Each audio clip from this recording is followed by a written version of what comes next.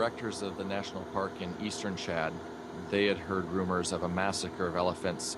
They were about 300 miles away from the massacre zone, so I was about 75 miles away. And they asked me if I could fly over there and see if the reports were true. We tracked elephant tracks into the area and then found the massacre zone. Just piles of bones that were left because the meat had been extracted. There were large pools of blood on the ground that you could still see from so many animals, and we were able to confirm that about 100 animals had indeed been massacred in that site. For so many elephants to go down, you'd see 20 or 30 animals in a group that had obviously gone down together. It had to be modern weapons to take them down that quickly. So machine guns, that kind of thing? Absolutely. It's just gut-wrenching when you see something of that extent, whether it's in a war where humans are taken down or whether it's where animals are taken down. It's still just a sinking feeling in your stomach that is terrible. But you did hear that one elephant might have survived. And the director of wildlife for Chad contacted me and said there were rumors of a baby elephant that had survived, but the rumors that were coming in had this elephant 100 miles apart in different villages. And so it was difficult to confirm, and it took a couple more days to actually get solid information as to the location of the baby elephant. What happened when you found the elephant? It was tied up to a tree where it had been for the last at least 3 to 4 days. It was getting weak, but also very angry because it had just been tied up to the tree, and kids would come by and no doubt throw sticks and rocks at it. So when I initially approached it, it was trying to bite, it was raising its trunk, it was trying to charge a little bit. But I just kept slowly staying with it and mixed up some formula that we had with us to feed it. And within the course of about 30 minutes, it was at least accepting of me, and we were able to load it into a vehicle then and take it back to the airstrip. And then you had to get it into the plane, and I'm guessing the plane's not very big.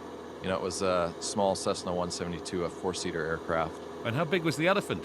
The elephant was somewhere in the vicinity of about 350 pounds. So it was quite the chore, and when I first saw the elephant, in fact, I was a little bit concerned because the rumors we had was that it was much smaller, but in fact it was about a 9-month-old baby elephant. So we lured it in close to the aircraft with the milk bottle, and finally we were able to lift it in with several guys there. We just lifted it into the plane, and it was a tight fit.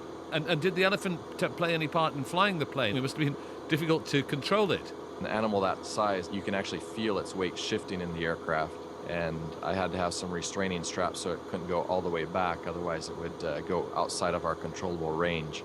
But he was quite interested in playing with my controls. At some point he would put his trunk forward and feel my hands and touch the controls and of course feel my face. It was a bit of a distraction, but at the same time a very unique experience, I guess. Were you able to look after the baby elephant once you got it back to your compound? Once we got to our base, of course, the challenge was unloading the elephant, and then we essentially took it out to the bush. We have natural habitat there still within our compound, and for the next 10 days it was literally 24-hour care between my wife and myself.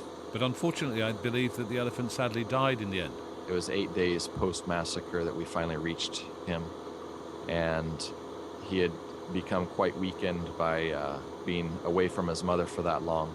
But also he had quite a severe infection on his neck from the rope that he was tied to the tree with. But also the main factor is he had received cow's milk by some good-intentioned people, but cow's milk is actually quite toxic to baby elephants. Along with the traumatic experience that he had been through to see his whole family massacred and everything compounded, unfortunately he did not survive.